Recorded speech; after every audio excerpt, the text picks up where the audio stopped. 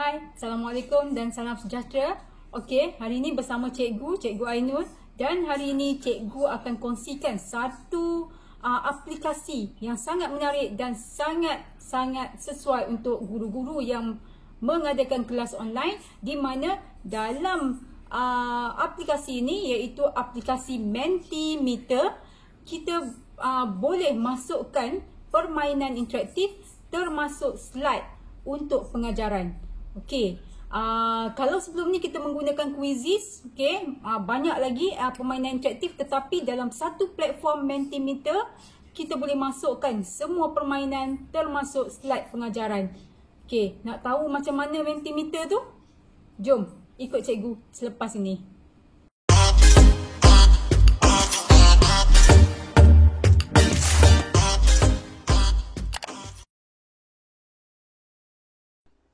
Okey, untuk ke Mentimeter, okey, kita hanya perlu ke Google Chrome. Okey, sebab ni adalah sebenarnya aplikasi secara online. So kita tak perlu install apa-apa aplikasi.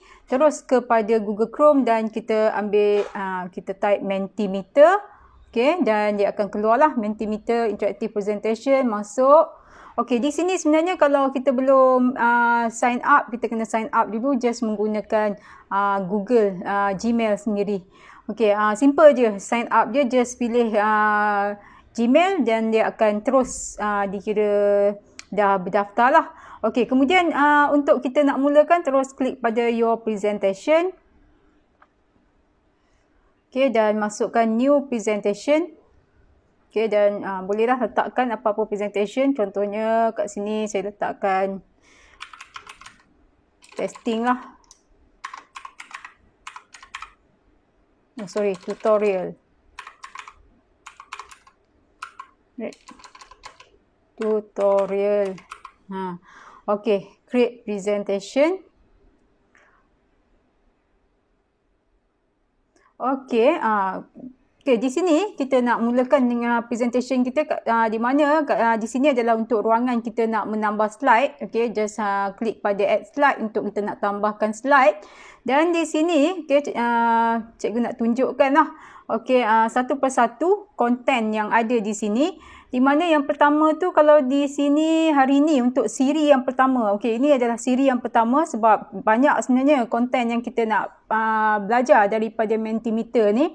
Tapi untuk siri pertama ni, kita akan tengok kepada konten slide dulu. Okay, okay. Pertama untuk konten slides, okay, kita just boleh masukkan. Okay, setiap ni kita akan cuba pergi satu persatu. Okay, yang pertama adalah heading. Okay. Yang ini mungkin kita boleh masukkan tajuk lah. Okay, contohnya makanan. Okay, dan subheading contoh makanan tradisional atau makanan rakyat Malaysia. Okay, dan di sini kita boleh masukkan image untuk slide kita. Okay, contoh dekat sini kita boleh masukkan sama ada kita yang dah ada dalam kita punya komputer, ataupun kalau dah ada kita letakkan click here. Okay, klik pada click here. Kalau tak ada lagi, kita pergi kepada image library. Okay, di sini kita boleh search, katakan food. Okay, so ada gambar-gambar makanan, mungkin kita boleh pilih satu. Okay, contoh. Okay, ini ke?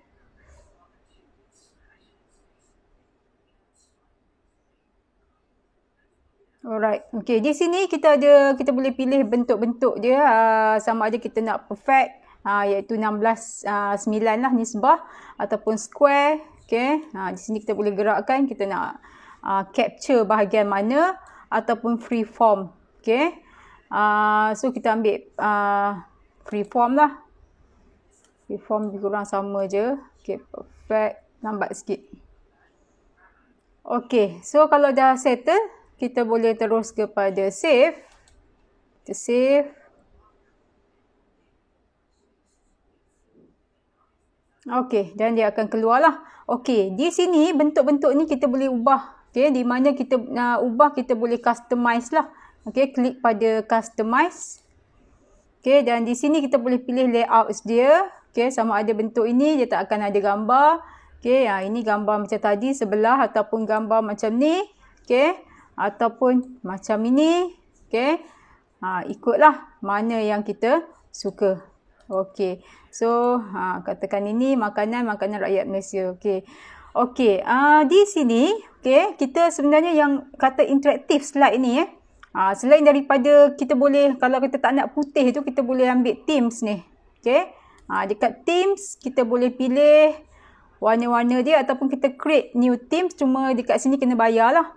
Okey, kalau pilih kita boleh ambil warna hitam ke, okey, ataupun background ini ataupun background greenhouse. Okey, so kita cubalah.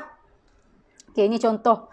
Alright, okey, yang bestnya tentang slide ni berbeza dengan PowerPoint ke atau mana-mana yang lain, kita boleh minta feedback untuk setiap slide yang kita dah bina.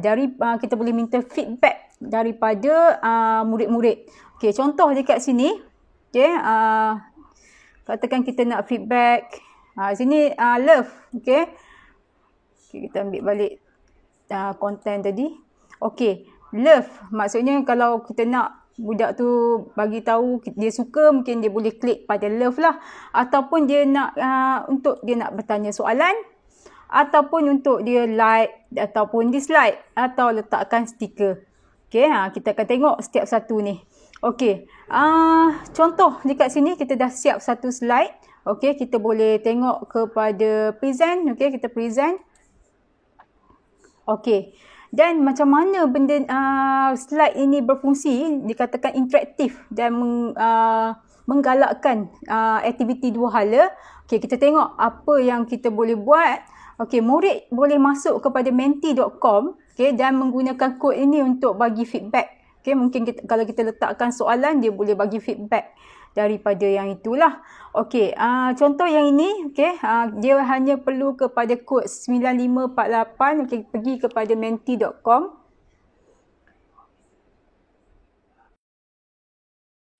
Okey, just pergi kepada menti.com.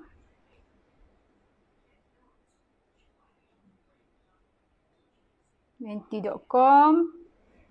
Okey, join presentation dan kita masukkan slide 9548933 dan kita submit. Okey, dekat sini tengok kita boleh letakkan like. Okey, so dekat screen dia keluar like. Okey, boleh tekan banyak mana like. Okey, ataupun ini tanda like. Okey, ini love, like ataupun dislike. Okey, maka dia akan keluar dalam slide kita seperti inilah. Okey, ataupun stiker. Ataupun kalau tak faham, boleh klik kepada butang tanda soal ini. Okey, untuk murid yang tak faham lah. Okey. Okey, itu bagi yang pertama. Okey, kita exit. Okey, seterusnya kita boleh masukkan yang kedua. Okey, kita tengok add slide yang baru. Okey, yang kedua adalah paragraf. Okey, di sini kita boleh masukkan makanan. Okey, contohlah. Okey, makanan kegemaran rakyat Malaysia adalah nasi lemak. Okey, ini contoh. Okey, dan kita boleh masukkan nasi lemak. Okey, tadi kita letak dalam image library. Okey, ini mungkin kita boleh masukkan menggunakan yang dah siap dekat sini, nasi lemak. Okey, gambar. Okey, save. Okey, so jadi macam ni lah. Dan kita boleh pilih lah kita nak yang macam mana. Mungkin yang kita nak tadi dalam bentuk customize yang ini. Okey, makanan kegemaran rakyat Malaysia. Okey, sama juga slide ni pun kita boleh masukkan stiker komen tadi lah. Okey. Okey, seterusnya kita pergi kepada slide yang seterusnya. Kita tengok macam mana berfungsinya button bullets ni. Okey, contoh dekat sini. Okey, makanan kegemaran. Antara makanan kegemaran rakyat Malaysia adalah okey, so kita boleh masukkan dalam bullet dia nasi lemak. Okey, apa lagi? Roti canai. Laksa katakan. Okey, bolehlah masukkan add another bullet kalau nak tambahkan lagi kategori lah. Okey, kemudian kita boleh okey, dah customize, kita tengok apa jadi. Okey, kat sini kita boleh letak butang like, okey, ataupun dislike. Sama ada suka atau tak suka. So present, jadi dia akan keluar macam ni lah. Macam mana presentation dalam PowerPoint. Okey. Okey, seterusnya. Habis yang itu, ni pun sama, kita boleh bagi kod pada student untuk dia bagi komen. Okey, seterusnya kita tambah lagi slide kita. Okey, slide seterusnya adalah untuk image. Ini saya tak akan tunjukkan. Okey, sama je. Sama ada kalau kita nak masukkan image, kita ambil bahagian image. Okey, kalau nak masuk video, kita ambil bahagian video. Okey, ataupun yang ini untuk big text. Okey, atau nak masukkan quotes ataupun dalam bentuk number. Okey, jadi ini adalah content slide. Jadi untuk siri yang pertama ni, okey, saya hanya pergi kepada content slide. Okey, macam yang tadi lah. Okey, content slide ni sebenarnya belum habis. Okey, kita boleh share sebenarnya. Okey, kalau tadi tu mungkin kita tak boleh share dalam bentuk kod ke, kita boleh share dalam bentuk voting link ni lah. Okey, ataupun dalam bentuk QR code di mana kita download dan hantar. Jadi yang ini bukan setakat secara kelas online. Kita boleh, dia juga berfungsi untuk kelas yang bukan secara online, mungkin melalui WhatsApp atau Telegram. Okey, ini participation dan juga presentation sharing. Okey, dan kita boleh embed presentation kita dalam mana-mana sama ada blog ataupun dalam kita punya Google site. Okey, just copy and paste embed code ni. Okey. Okey, result, untuk live result kita boleh dapatkan dekat sini. Okey, dan kita boleh share dengan orang lain, di mana dekat sini kita boleh sama ada kita set lah, sama ada everyone that has participate boleh masuk ataupun yang people yang ada live result link sahaja.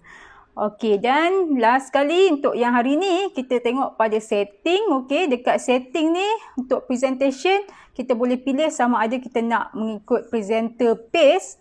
Biasanya kita pakai presenter pace lah sebab ikut kita, sebab kita yang mengendalikan presentation tu. Okey, ataupun kita boleh kat sini kita boleh set, okey, sama ada audience boleh bertanya soalan dalam semua slide. Okey, mungkin tak sempat untuk kali ni, siri kali ni saya akan tunjukkan bagaimana fungsi button ini dalam siri yang kedua.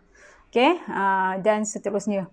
Okey, jadi kita berhenti setakat ini untuk siri pertama. Jangan lupa like, share dan subscribe jika video ini membantu. Okey, dan jumpa lagi dalam siri yang kedua. Okey, bye.